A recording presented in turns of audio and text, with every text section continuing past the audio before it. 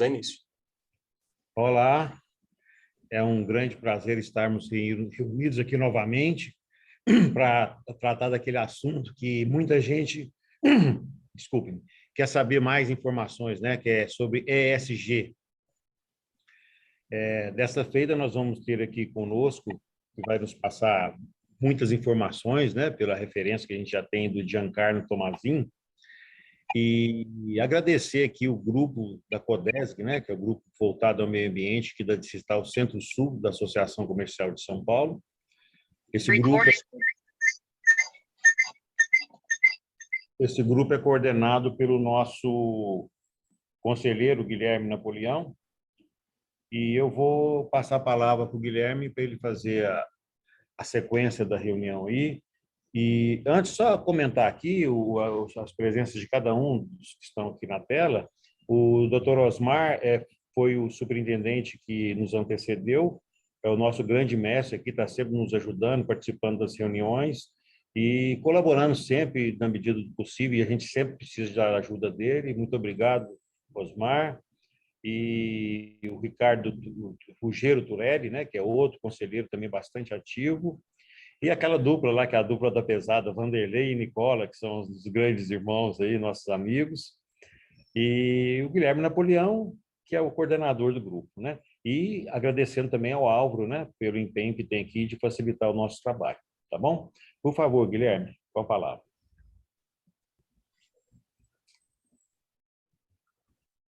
Só o áudio está desligado, do Guilherme. Então, de novo. Por essa vez eu fiz duas conexões para evitar. Tira o celular de perto, porque senão vai ficar dando interferência, tá? Agora vocês estão me ouvindo bem? Tá. Então, tecnologias, né? Eu pus duas tecnologias, celular e computador, e mesmo assim não deu muito certo. Bom, mas então é uma alegria a gente poder estar agora nesse segundo encontro, e em especial um encontro em que nós temos como preletor o Giancarlo, que além de todas as qualidades que nós vamos falar, as apresentações formais, ele é nosso vizinho, ele mora muito próximo e atua próximo também da nossa região. Então, é dupla honra de tê-lo conosco. Essa composição de mesas, Giancarlo, é uma composição, como o Dr. Jefferson falou, uma composição de diretores e conselheiros, e tenho certeza que a sua apresentação vai acrescentar muito para todos os nossos empreendedores e empresários da região. Eu gostaria agora de pedir para que a Ana Paula Pichler, que é a presidente do IRAPA do Brasil, presidente e fundadora, falasse um pouco e aí sim complementasse a sua apresentação. Ana Paula, você consegue entrar no ar agora?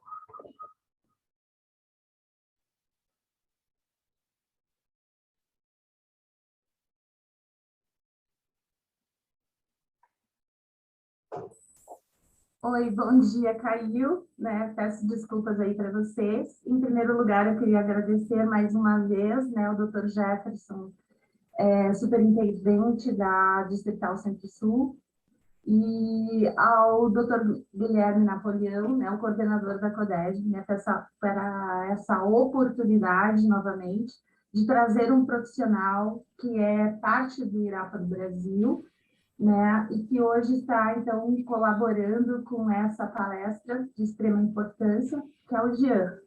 Então, eu vou falar um pouquinho dele. O Instituto, na realidade, é uma equipe de consultores, ele é um elo, é uma entidade de terceiro setor, que faz o elo entre o primeiro, o segundo e o terceiro setor, né? Então, é por isso que fomos convidados, então, porque temos uma equipe multidisciplinar.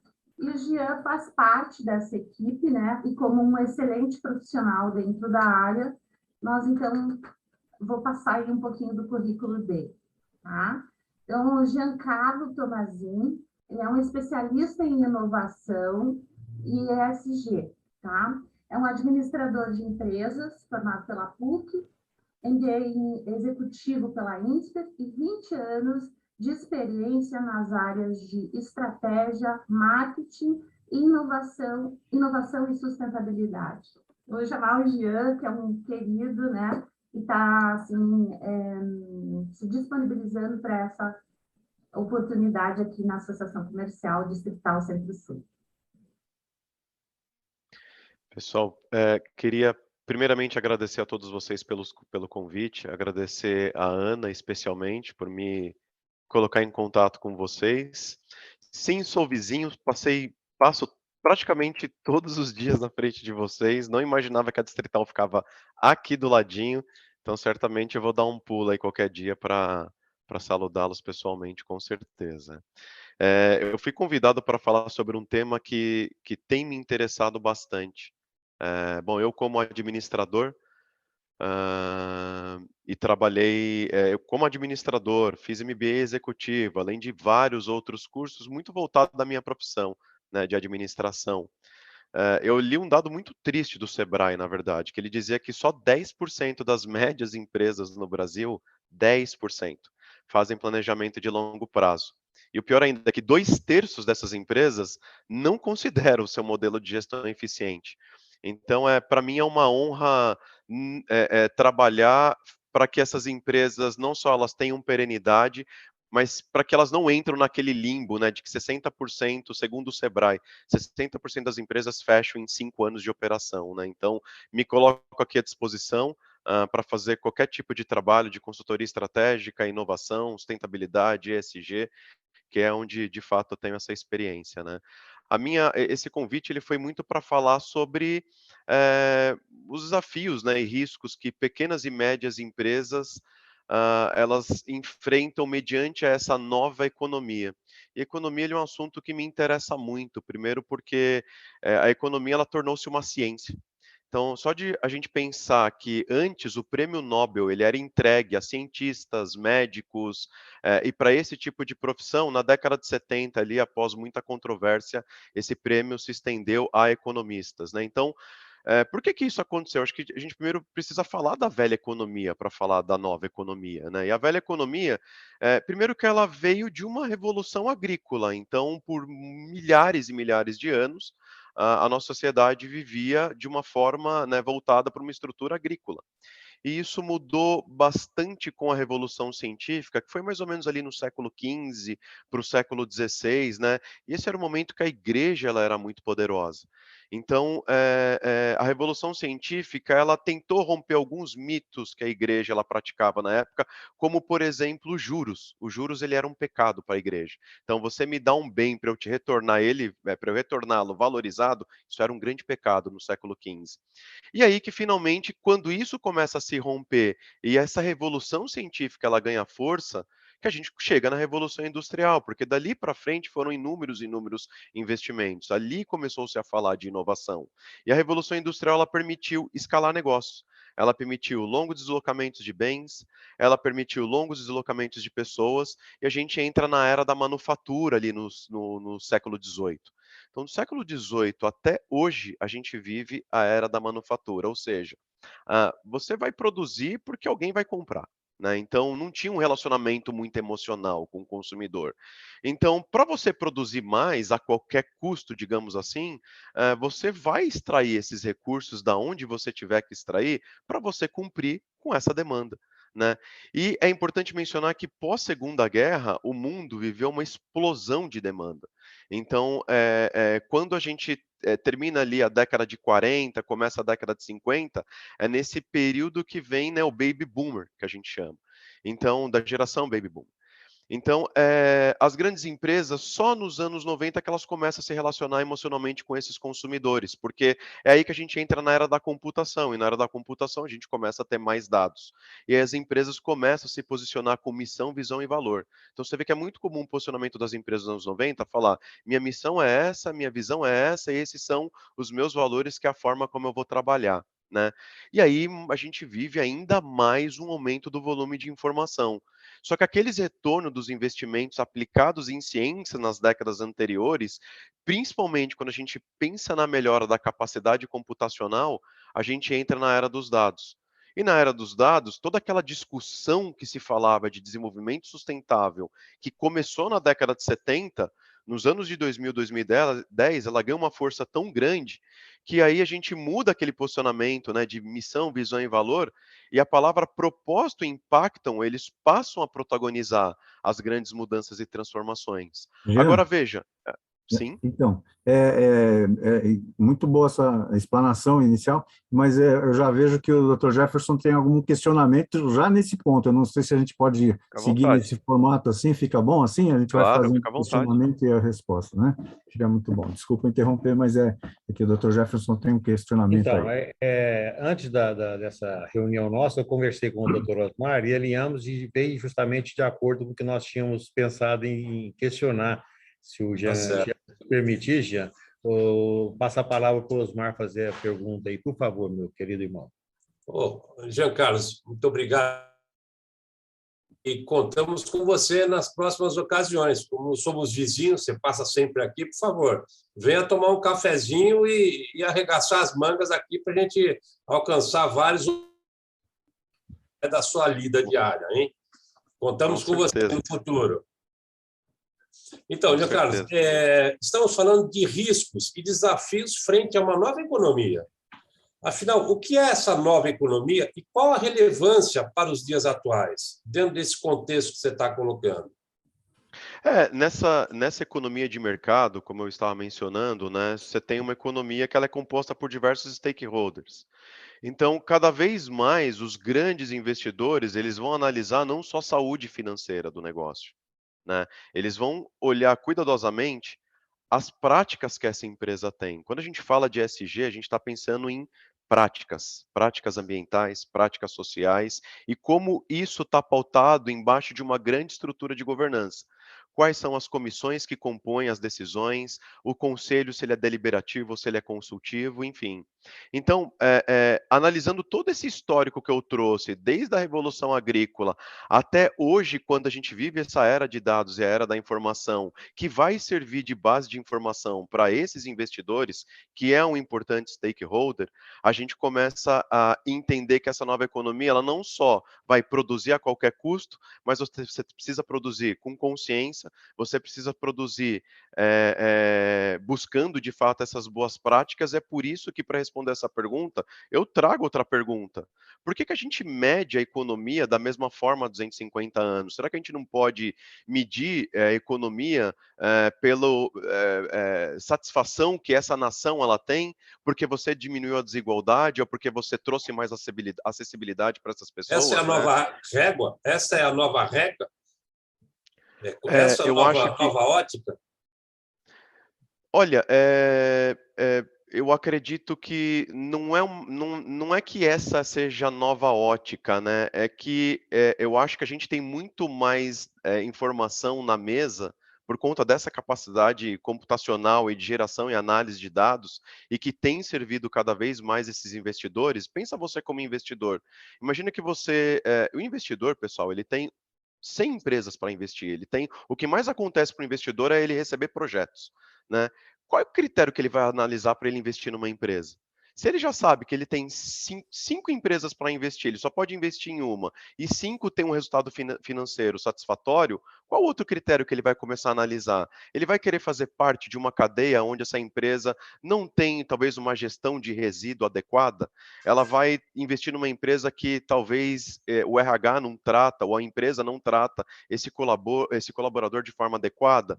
Então, eu acredito que a gente vive uma transformação muito grande mediante a tudo isso que eu comentei, e que vai ditar, sim, uma nova regra para que a gente comece a olhar a economia de uma nova forma. Deve ser muito triste hoje um grande economista sentar numa faculdade e ele entender que a economia ela mede apenas o que você produz de bem e serviço num período de tempo. Né? Se a gente caminhar assim, a gente vai continuar tendo os mesmos resultados que há 50 anos muitas pessoas vêm aí trazendo informações para que a gente não siga esse caminho. Muito bem, obrigado. O nosso vice-presidente Vanderlei, ele está aqui acompanhando, fez essa gentileza de acompanhar também esse encontro, e com certeza ele tem algum questionamento para você também, Jean.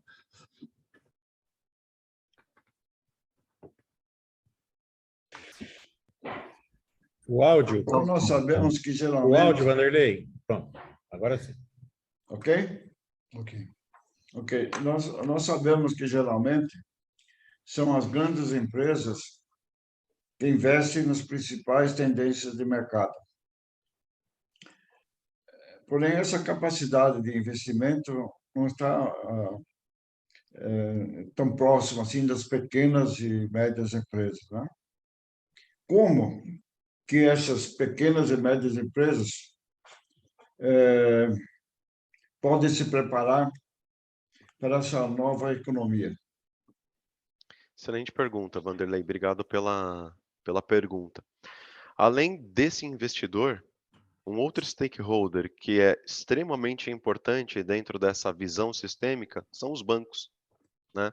E para servir melhor os seus investidores, esses bancos, eles estão constantemente analisando e buscando critérios, ratings, como a gente chama, de empresas que vão apresentar para esses bancos quais são as práticas dessa empresa. Então, eu sou um banco, eu preciso disponibilizar um crédito, eu não quero que esse crédito ele caia na mão de uma empresa que não tem uma boa prática, né? Assim como um investidor, né? Agora, para alcançar essas boas práticas, é preciso investir em inteligência, é preciso investir em gestão de dados, é preciso investir em análise de processo, é preciso investir em novos sistemas, ou seja, requer um investimento. E a única forma de alcançar as maiores e melhores certificações de mercado é investindo. Então, possivelmente, esses créditos, esse dinheiro que está na mesa, eles vão ser mais destinados a essas grandes empresas, porque elas vão estar mais preparadas, elas vão conseguir buscar essas inovações que vão ditar essas tendências. Agora, com isso, essas pequenas e médias empresas, ela talvez percam acesso a esse crédito e a velocidade em inovar e se tornar cada vez mais sustentável, talvez diminua, assim como a capacidade que ela vai ter de contratar uma mão de obra que esteja muito em linha com essa nova economia ou com essas novas demandas de mercado. Então, o que uma pequena empresa, uma pequena e média empresa, ela pode fazer, sem dúvida nenhuma, servindo esse mesmo consumidor ou sendo parte de um fornecedor de uma grande empresa, essa grande empresa vai influenciar todo o processo dessa pequena empresa. Então, essa pequena empresa ela vai conseguir sim olhar uma ou duas práticas ambiental, talvez olhar uma ou outra prática social e de governança e implementar, mas não com o escopo de uma grande empresa. Agora, com certeza, estou vendo aqui o Nicola é conselheiro nosso também e também co-coordenador do CODESE, e com certeza ele já está aí com alguns questionamentos aí para você também, já.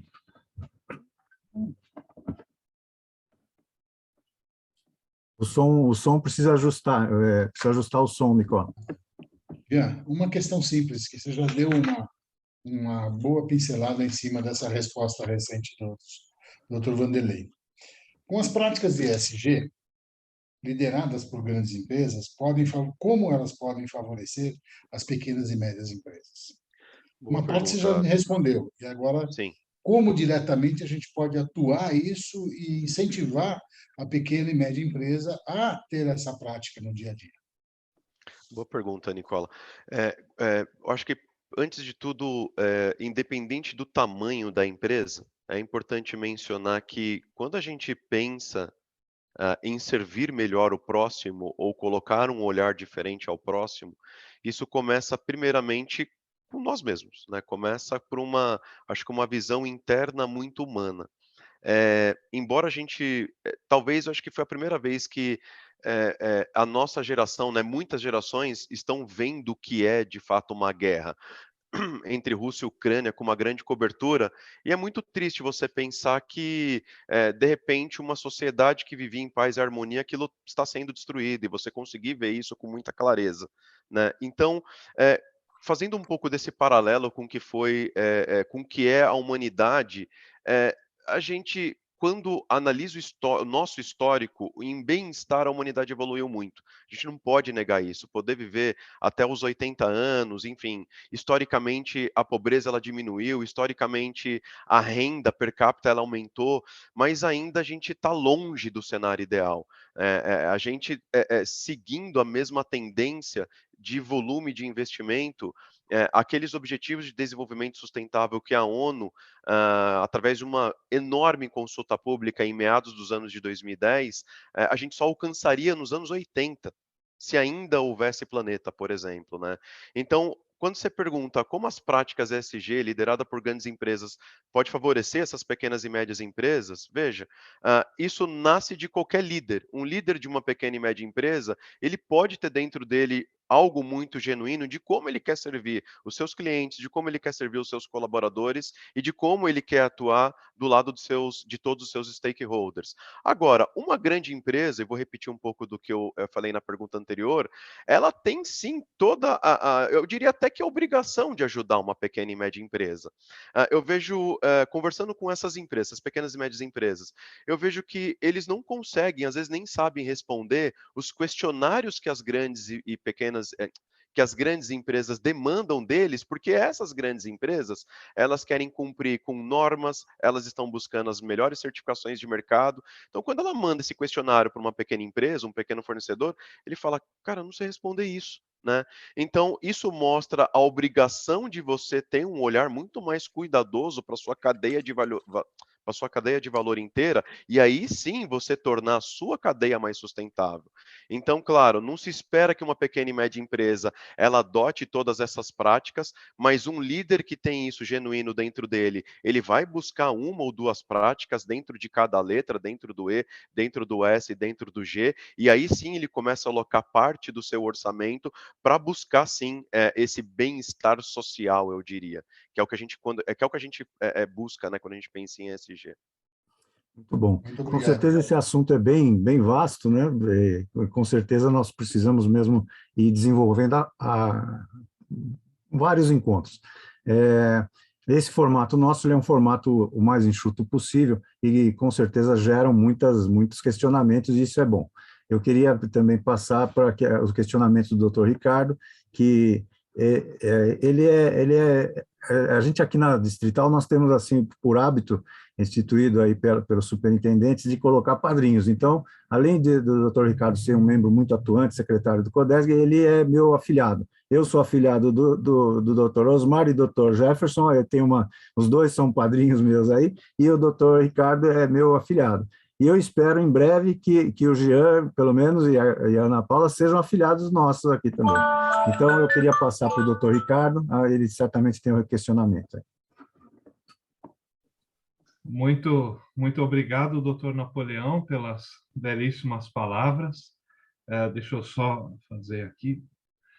Então, Giancarlo, se você me permite uma pergunta, né, você falou bastante extensivamente, né, do stakeholder na economia que a gente presume como principal, que são as empresas.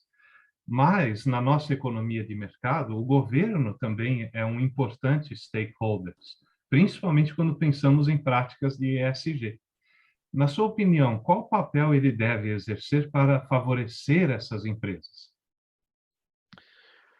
Obrigado, Ricardo. O governo ele tem um papel importantíssimo, porque ele talvez não seja um grande protagonista, mas ele poderia ser um excelente facilitador e um grande facilitador, né, para que todas essas empresas movessem para esse caminho, né.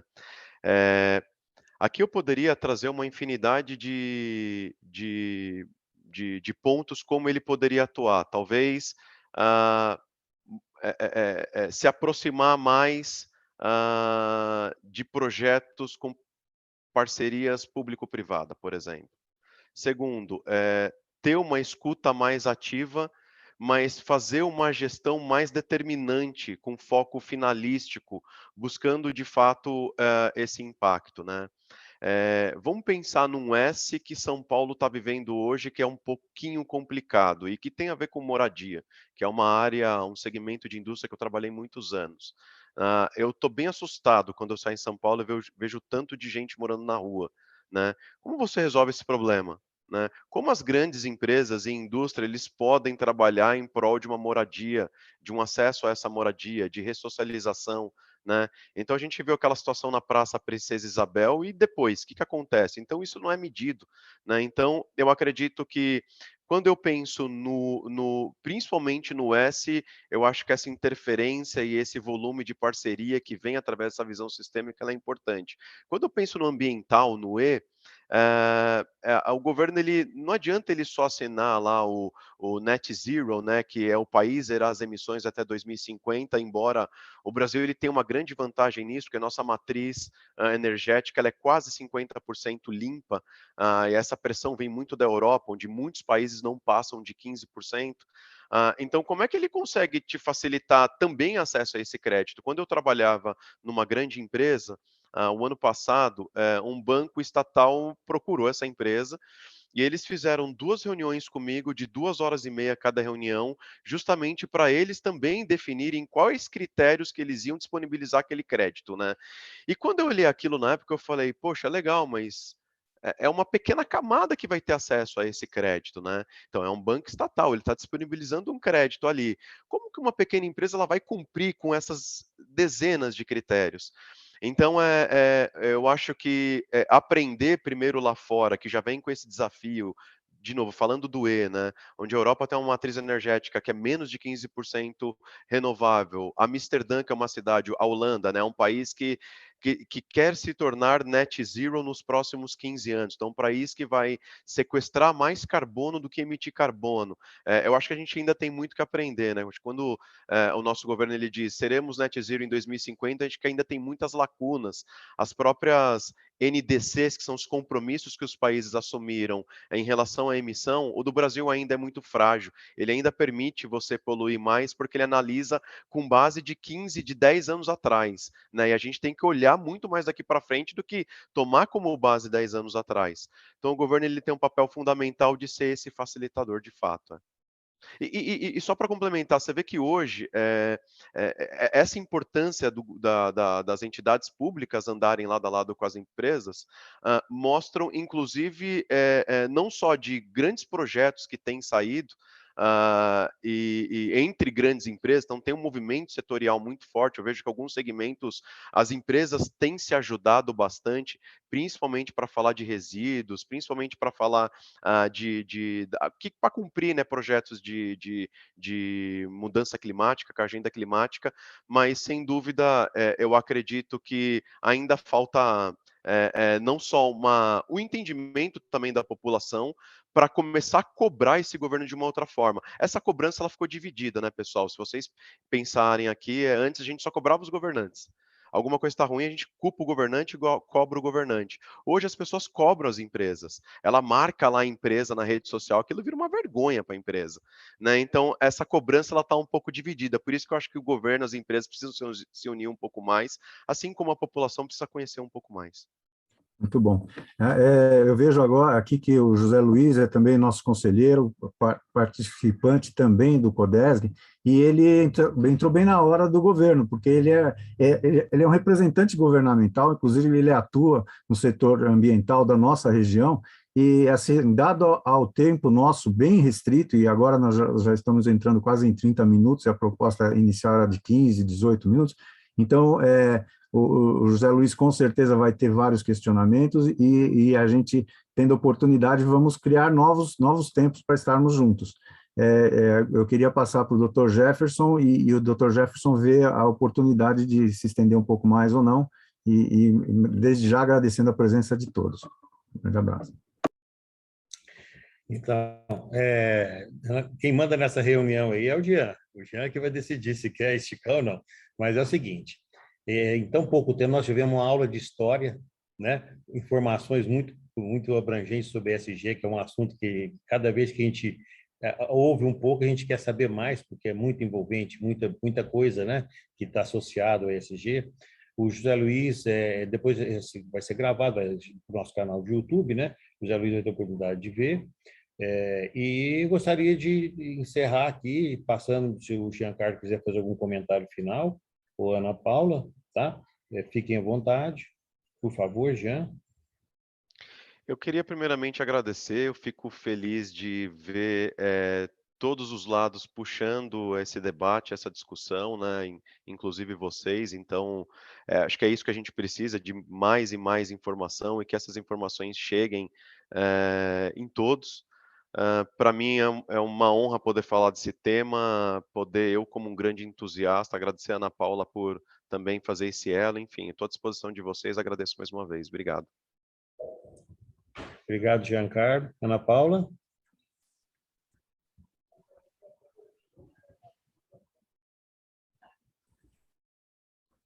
Queria agradecer a todos, né? Obrigada mais uma vez a Jean, a vocês todos aí pela oportunidade, né? Estamos à disposição, então ficamos aí em aberto para que a gente consiga conversar mais e mais vezes. Muito obrigada.